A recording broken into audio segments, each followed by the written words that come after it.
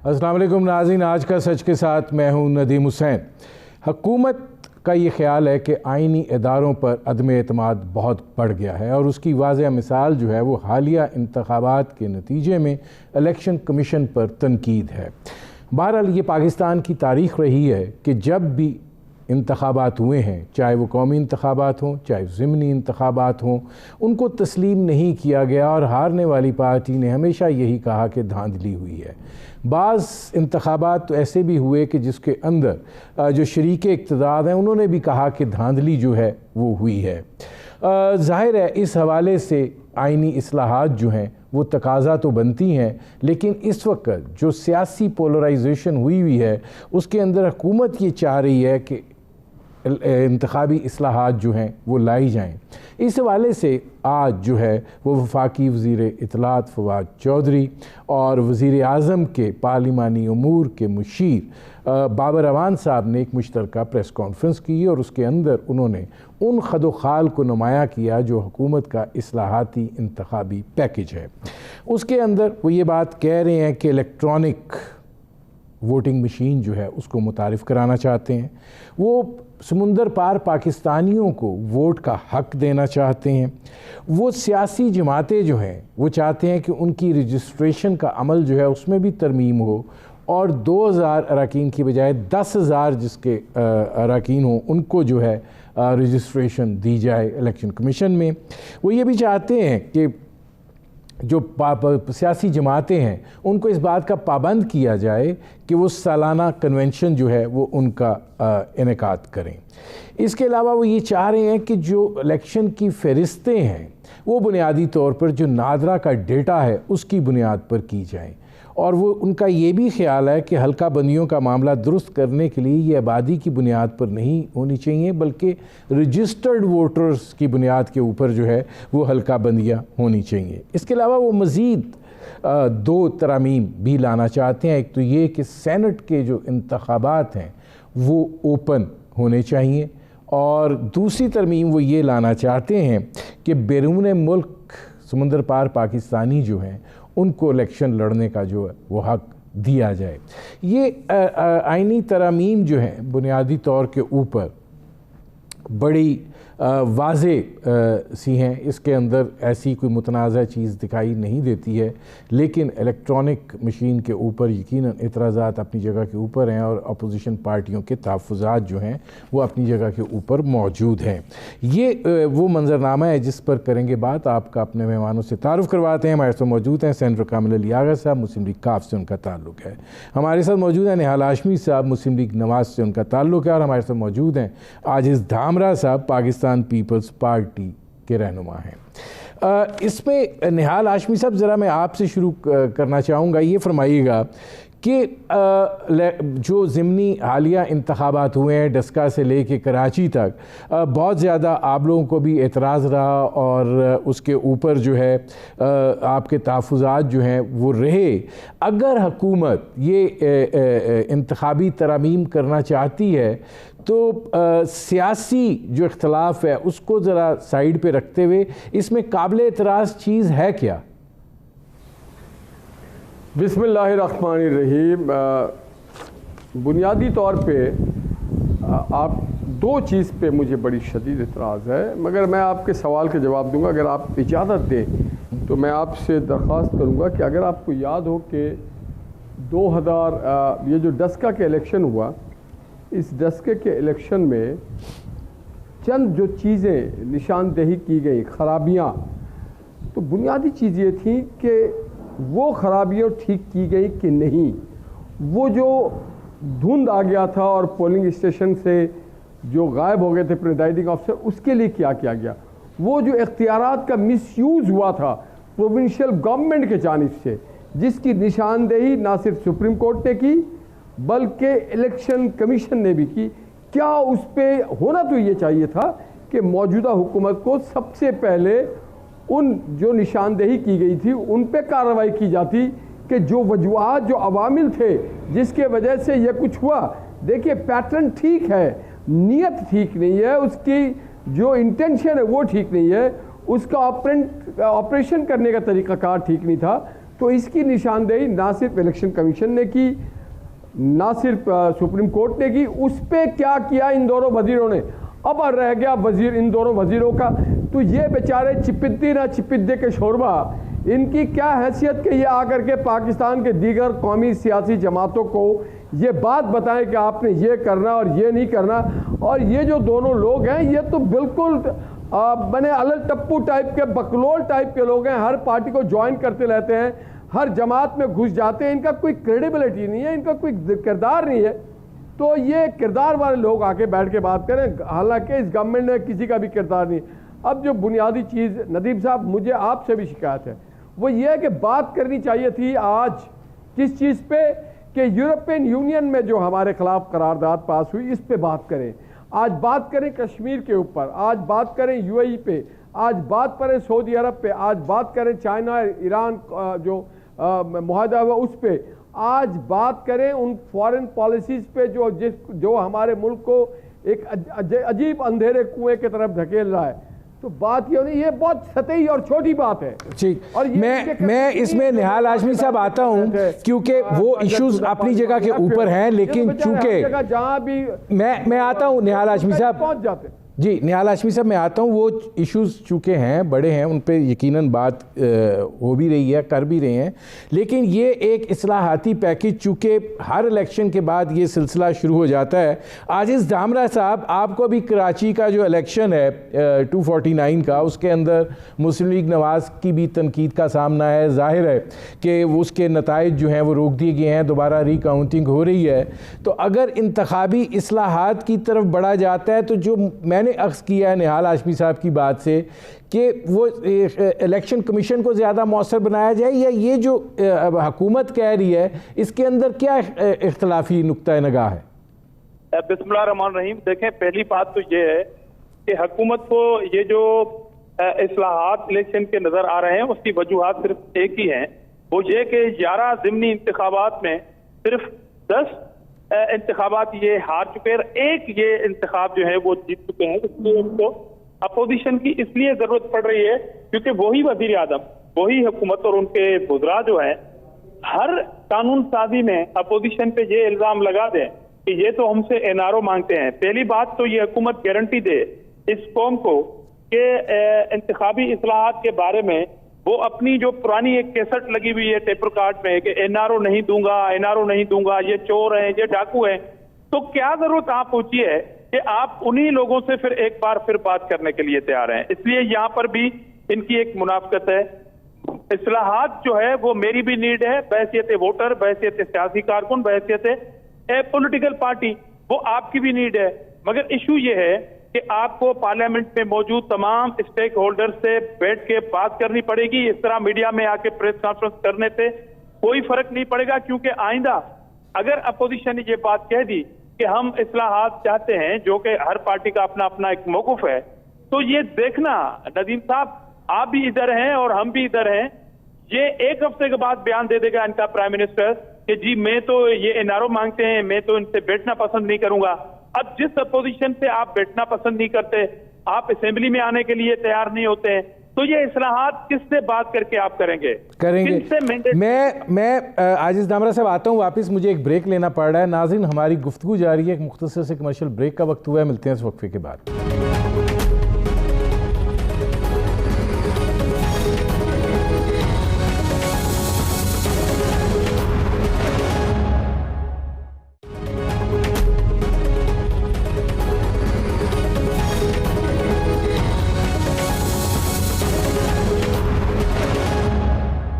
Welcome back. अच्छा आजिज़ धामरा साहब, देखिए गुजारिश ये है कि आज आपके जो हल्का 249 के इंतखाबात है, रुक गया ना रिज़ल्ट, अगर आपने इलेक्शन कमीशन को मौसर करना है या ये इंतखाबी इस्लाहात के ऊपर बढ़ना है तो कहीं से सिरा तो पकड़ना पड़ेगा, वरना फिर अगला इलेक्शन भी इसी तरह रोते पीटते गुजरेगा। नदीम साहब, इशू ये नहीं है कि जिस इशू पे वो बात करना चाहते हैं वो इम्पोर्टेंट है या नहीं है। मैं कहता हूं कि इम्पोर्टेंट है, मगर वो गवर्नमेंट जो 2.5 साल से आपको चोर चोर कहती रहे, वो अपोजिशन जो नेक नियति के साथ आपके साथ बैठे और कानून साजी करे और जवाबन आपके वजीर वहां मीटिंगों से निकल के कहें कि ये एनआरओ मांग रहे थे, तो क्या गारंटी है कि कल हम कोई ऑन मेरिट भी इनसे कोई बात करने के लिए बैठे हैं और ये हमारे ऊपर इल्जाम लग जाए कि ये एनआरओ मांग रहे हैं। पहली बात तो हमें इनके एनआरओ, इनमें जुर्रत ही नहीं है, इनकी कोई कैपेसिटी नहीं है एनआरओ लेने और देने की। हाँ, ये एनआरओ ले सकते हैं। और दूसरी बात, एनआरओ जो आपके दौर के केस हैं वो तो आप देते फिर रहे हैं, वो तो आप तरीन को मिन्नतें कर रहे हैं। इसलिए पहले हुकूमत को प्राइम मिनिस्टर की गारंटी देनी पड़ेगी कि वो कितने सीरियस हैं और वो अपोजिशन से कितने मुतमिन है, क्योंकि बिला आखिर हुकूमत और अपोजिशन ने करना है। तो मेरा तो बुनियादी ये सवाल है कि मैं इसकी अफादियत से इनकार नहीं कर रहा, मैं तो ये कह रहा हूं या उनकी इत्तेहादी पार्टियां ये गारंटी उठा दें। वजीर तो सारे आपको पता है कि वो कहां कहां से चूचू का मुरबा है, वो कोई भी इस गारंटी है तो उठा ले। मैं आता हूं आजिज धामरा साहब। अब कामिल अली आगा साहब, निहाल हाशमी साहब और आजिज धामरा साहब का एक बात तो कॉमन है, वो ये बात कह रहे हैं कि यकीनन इंतखाबी इस्लाहात जो हैं वो होनी चाहिए, अच्छी चीज़ है। निहाल हाशमी साहब नीयत की बात कर रहे हैं हुकूमत की, और आजिज धामरा साहब भी तकरीबन वही बात कर रहे हैं कि भाई ये तैयार भी हैं कुछ करने के लिए। हालत जो है वो इस वक्त ये है कि हुकूमत की सफ़ों में एक पैनिक्ड है, हुकूमती पार्टी भी तकसीम है तरीन साहब को लेकर। तो अब ऐसी सूरत हाल में आप क्या ये इंतखाबी इस्लाहात करेंगे और किस हद तक आपको संजीदगी दिखाई देती है?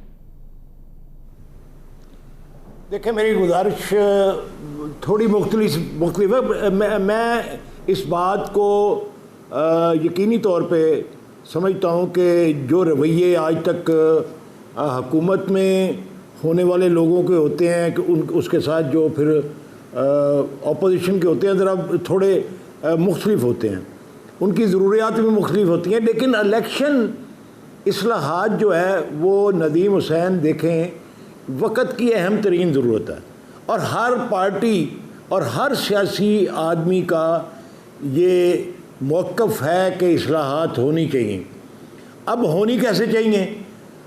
ये ठीक है कि वज़ीर आज़म ने इस ख्वाहिश का इज़हार किया है कि और उन्होंने एक चीज़ भी सामने रख दी कि ये मेकनिज़म होगा और ये इलेक्ट्रॉनिक मशीन जो है उसके ज़रिए अगर हो, ये उनका ख्याल है, उनका अपना एक उनकी राय है जो मैं समझता हूँ कि साइंटिफिकली इस वक्त की एक ज़रूरत हो सकती है और पूरी दुनिया के अंदर ये सिस्टम राइज हुआ है। और जहाँ पे हुआ है वहाँ पे आप अमेरिका में देख लें, ट्रंप ने बड़ा ववेला किया, सब कुछ किया, लेकिन जो इलेक्ट्रॉनिक मैकेनिज़्म था उसने साबित किया कि इलेक्शन फेयर एंड फ्री थे।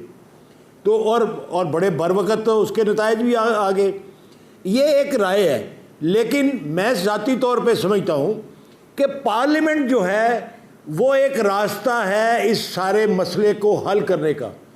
पिछले कई साल से, 3 साल से या 2.5 साल से एक 35 रुकनी कमेटी जो है वो पार्लियामानी कमेटी बनी, उसके 1-2 इजलास बमुश्किल हुए, उसके बाद किसी ने दिलचस्पी नहीं ली, एक दूसरे के ऊपर एतमाद की फ़ज़ा कायम ही नहीं हो सकी।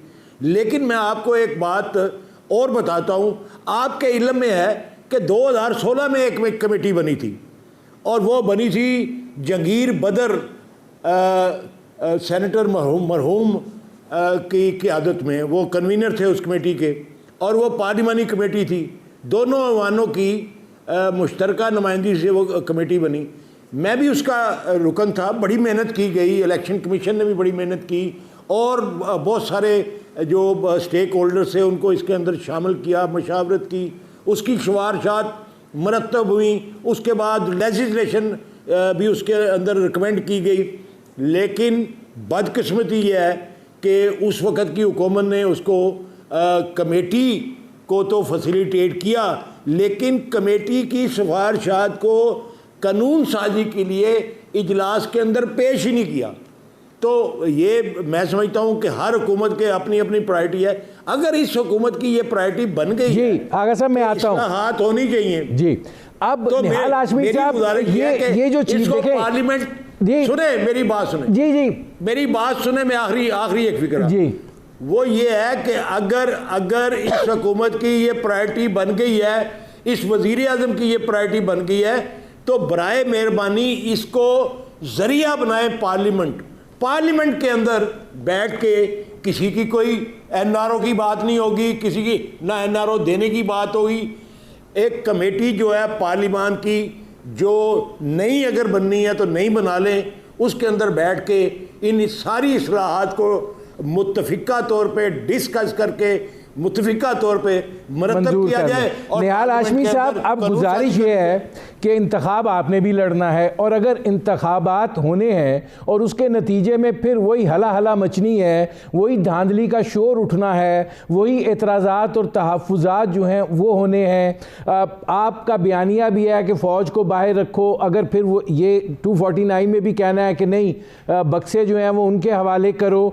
इस सारी सूरत हाल से अगर निकलना है तो अगर पार्लिमानी सतह के ऊपर इसका फैसला हो जाए तो आप ये नहीं समझते ये ज़रूरत है, इससे सियासी जमातों को फ़ायदा ही होगा, नुकसान नहीं होगा? नदीम भाई, जैसे पहले ही मैंने अर्ज़ किया था कि नीयत इंटेंशन देखी जाती है। डस्का में जो रिकमेंडेशंस आई थी, आप बताएं कि क्या इक़दाम किए गए ठीक करने के लिए।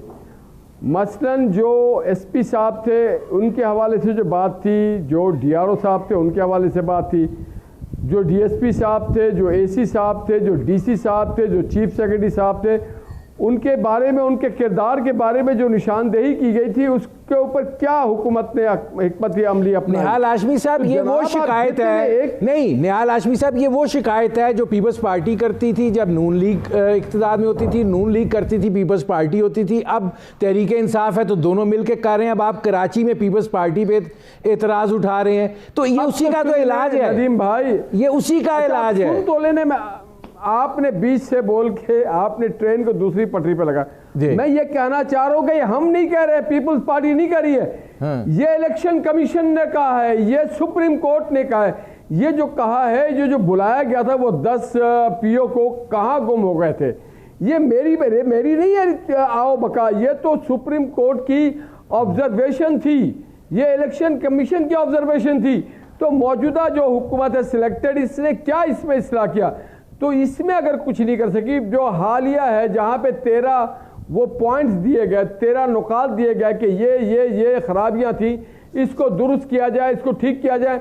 आपने अपने घर को तो ठीक नहीं किया, वही नवाज शरीफ वाली बात कि पहले अपने घर को ठीक करो। आपने अपने घर को तो ठीक नहीं किया, आप बड़े आ गए लेकर के इस्लाह कराने के लिए। आप धांधली का एक डब्बा लेके आ रहे हैं ईवीएम, ये धांधली का एक प्रचार करना चाहती है। जैसा अभी आजीज धामरा ने कहा, ये हार चुके थे, हार चुके हैं और ये हारे हुए हैं। तो ये इस तरह की इस्लाह लाने से नहीं होता है। अमली तौर पे क्या होता है, आपने जो डस्का में धांधली की है, जो आइडेंटिफाई हो चुकी है, कराची की अभी आइडेंटिफाई नहीं की है इलेक्शन कमीशन या सुप्रीम कोर्ट ने, जो डस्का में हो चुका है उस पर क्या आपने एक्शन लिया, ये बुनियादी चीज़ है। ये अभी इस कौम के इम्पॉर्टेंट नहीं है कि इलेक्शन इस्लाहात है कि नहीं, इम्पॉर्टेंट है महंगाई, इम्पॉर्टेंट है लॉ एंड ऑर्डर, इम्पॉर्टेंट है खारजा पॉलिसी, इम्पॉर्टेंट है कश्मीर। मेरे ख्याल से ट्रक के बत्ती के पीछे सारे टीवी चैनल्स को भी लगा दिया गया कि आप इस्लाहात पे बात करें। और भाई हमारे पेट में रोटी नहीं, आप इस्लाहात की बात कर रहे हैं। कश्मीर चला गया, आप इस्लाहात की बात निहाल हाशमी साहब, मैं आता हूं, कैंसिल है, आप इस्लाहात की बात करें। नवाज शरीफ ने गेरिया से आपको क्लियर कराया था, यूरोपियन यूनियन में जीपीएस प्लस लेके दिया था, आप उसको खत्म करें। आप ये किसला नहीं हो पा रहा, आप बातें करें। मैं आता हूँ हमारे लिए जी, निहाल हाशमी साहब मैं आता हूँ, निहाल हाशमी साहब मैं आता हूँ, आजिज धामरा साहब, आजिज धामरा साहब जी, आजिज धामरा साहब, धामरा साहब को आवाज़ आ रही है? हेलो जी जी, हाँ आजिज धामरा साहब, ये फरमाइएगा कि अब देखें, या तो ये तय कर लें कि इंतखाबात जो हैं वो आपको यही पैटर्न सूट करता है और इसके नतीजे में जो है जो भी नताइज आएँ, धांधली का शोर भी मचता रहे, मामलात जो है वो भी आगे रवां दवा रहें, या ये कि एक ऐसा मौसर तरीक़ाकार वज़ा कर लिया जाए कि जिसके नतीजे में किसी को एतराज़ ना हो। मतलब आप भी नहीं चाहते? देखें नदीम साहब, पहले तो समझने वाली बात ये होगी कि अभी जो आप एक मौजूद चल रहा है हमारा गुफ्तगू का, इसमें डायरेक्ट पीटीआई जो है वो हुकूमत इसमें शरीक नहीं है। हुकूमत की इत्तेहादी पार्टी कामिल आगा साहब, जिसके लिए मुझे बहुत बड़ा एहतराम है कि वो एक सीनियर सियासतदान भी हैं, वो इत्तेहादी की सूरत में बैठे हैं। और मैं अपनी वो पहले वाली बात को रिपीट करूंगा कि वजीर आजम के एटीट्यूड है उसमें इस्लाहात जो बुनियादी तौर पर लाने हैं वो कौन लाएगा? वो तो किसी पार्लियामेंट से कानून साजी की जरूरत नहीं है ना उन इस्लाहात में। वो तो अपने रवैयों से खुद इस्लाहात ला सकते हैं ताकि आपके ऊपर अपोजिशन का, पार्लियामेंट में बैठे तमाम पार्लियामानी ग्रुप का एतमाद हो और ये बात आगे बढ़ सके। मैंने कहा कि इस पॉइंट से मैं एतराज नहीं है। तो मेरे ख्याल में कामिल अगली आगा साहब की पार्टी जो इत्तेहादी है, बाद औकात वही क्वेश्चन मार्क करती है, वही एतराजात करते हैं उनके ऊपर और नाराजगियां भी मीडिया में आती रहती हैं। तो आगा साहब क्यों गारंटी उठाए वजीर आजम साहब के एटीट्यूड का? और जो वजीरों के बयानात का आपने हवाला दिया वो मौजूद ही नहीं है आपके प्रोग्राम में, नंबर 1। और दूसरी बात, एक ऐसे प्राइम मिनिस्टर, एक ऐसी फेडरल गवर्नमेंट जो खुद इलेक्शन कमीशन ऑफ पाकिस्तान के चेयरमैन से इस्तीफा का मुतालबा कर दे, उन पे अदम एतमाद करे, तो ये अंडर प्रेशर लाके और फिर ये इस्लाहात का शोशा छोड़ा गया है। जिस तरह नेब चेयरमैन की एक वीडियो छपी, वीडियो आई टीवी में और उसके बाद उसने बयान दिया कि मैंने अगर मौजूदा हुकूमत के लोगों के खिलाफ कार्रवाई की तो ये हुकूमत गिर जाएगी या किसी की सेहत ठीक नहीं है। अब ये एक इंडिपेंडेंट इदारे के चेयरमैन को सूट करता है कि इस तरह के बयान दे? तो जो prime minister election commission of Pakistan जो उनका अपना रिकमेंडी है उसकी रिजाइन का मुतालबा करके उनको अंडर प्रेशर रख के इस तरह की बात करेगा तो उससे शकूक व शुबात बढ़ते हैं। और मैं अगेन कह रहा हूं कि वजीर आजम के जो मेंटलिटी है, वजीर आजम का जो रवैया है अपोजिशन से, उसमें इस्लाहात बुनियादी है, क्वेश्चन है, सवाल है, वो हल नहीं होगा तो आगे नहीं बढ़ सकेगा। मुझे एक ब्रेक लेना पड़ रहा है। नाज़रीन, हमारी गुफ्तगू जारी है। एक मुख्तसर से कमर्शियल ब्रेक का वक्त हुआ है। मिलते हैं इस वक्फे के बाद।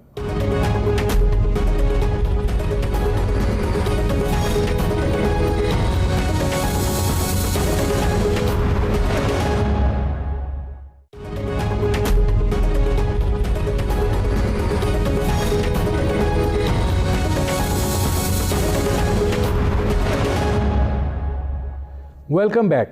अच्छा, कामिल अली आगा साहब, आपने निहाल हाशमी साहब की बात भी सुनी और आपने आजिज़ धामरा साहब की बात भी सुनी, लेकिन पहले तो ये फरमाइएगा, लगता यह है कि जो तरीन साहब की सिचुएशन है उसके नतीजे में मुस्लिम लीग काफ जो है वो काफ़ी खुशगवार बैठी हुई है पंजाब में। नहीं, इस किस्म की बात नहीं है। देखिए, हम एक कमिटेड लोग हैं जिसके साथ जो वादा करते हैं वो निभाते हैं, और हमारे अंदर साजिशी जहन जो है वो भी नहीं है।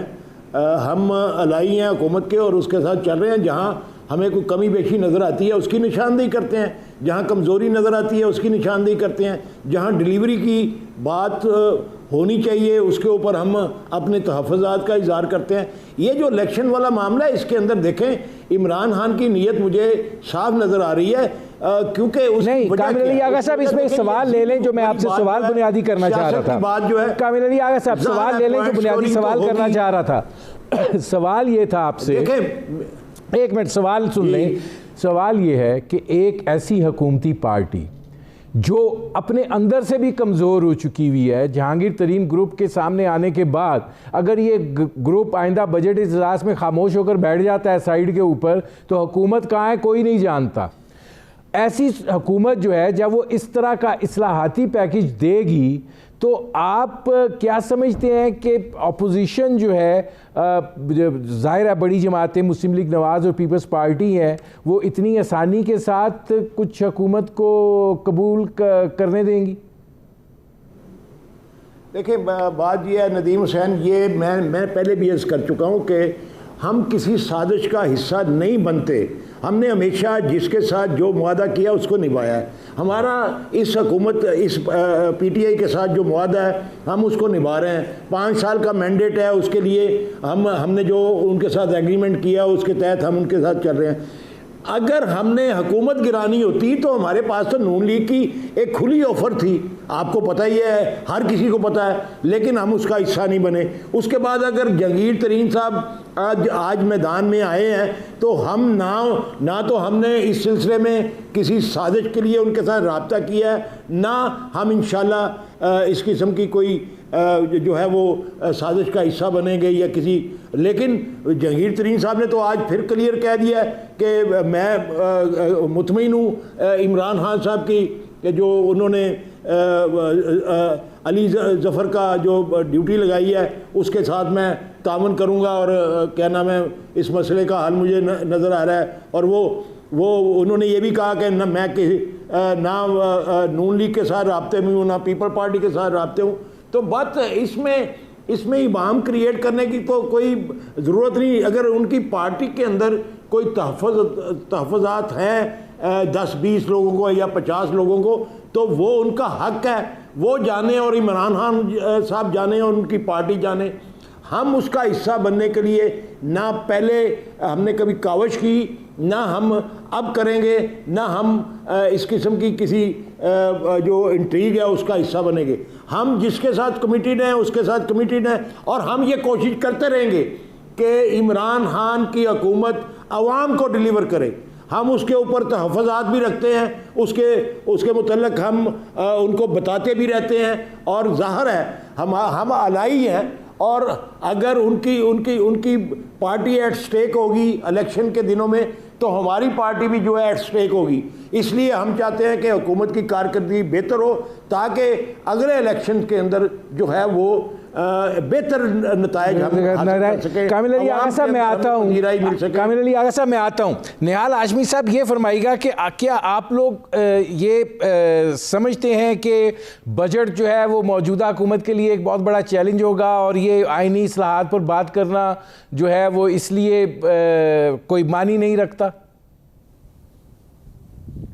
एक तो मैं अपने भाई कामिल अली आगा साहब से वादे कर दूं कि PMLN ने कभी किसी को कोई ऑफ़र नहीं की है, तो ना हमने की है। हाँ, जब हम करेंगे तो सारी दुनिया को ऐसे ना कहा करो, ये ऑन रिकॉर्ड चीज़ें हैं, ऐसे ना कहा करो। आप कराची में बैठे हुए हो, आज प्रोग्राम में आगे हो, आपको क्या पता इस बात का?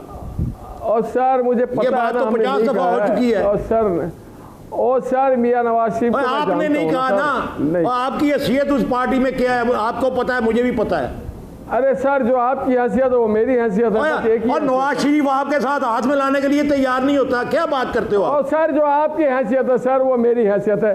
छोड़े, अब आपको मैं बड़ा भाई कह रहा हूँ, एहतराम दे रहा हूँ, आप अजीब अजीब बातें कर रहे हैं काका साहब। और छोड़ो इस बात को यार, छोड़ो फिर और बात खोल दूंगा। आप इस बातों को यार, आप कोई नई बात खोल दूंगा, पन्नौरा बॉक्स खुल जाएगा। क्या है सर, क्या है? छोड़ दो इस बात को। जहाँ पे आपकी पार्टी क्या है आप भी छोड़ देना सर। आप क्या बेचते हैं सर? आप मेरी पार्टी कुछ नहीं है, क्या है मेरी पार्टी कुछ नहीं है, लेकिन हकाइक को क्यों जुड़ाते हो? आप कैसे जुड़ाते हो? आपकी छोटी क्या हाथ मिलाता है, गले लगाता है, अपने साथ रखते। छोड़े सर, आप तो छोड़ के चले गए। आप छोड़े, आप ना करें, आपको तो है ये हक नहीं है सर बोलने पे इस पार्टी पे। अगर मैं आपका लिहाज करता हूं और अगर मैं आपकी इज्जत करता हूं तो इज्जत करवाओ सर। तो मैं भी आपके लिहाज कर रहा हूँ, आप जातियाती उतर आए फिर। हाँ तो फिर वो बात करो जो आपके इल्म में। मेरे प्रोग्राम का वक्त खत्म हो गया है। बहुत शुक्रिया सेनेटर कामिल अली आगा साहब, बहुत शुक्रिया आजिज धामरा साहब। नाज़रीन, आपने हमारे पैनल के शुरका की गुफ्तगू सुनी। अब तक के लिए इतना ही, इजाज़त दीजिए, अल्लाह हाफ़िज़।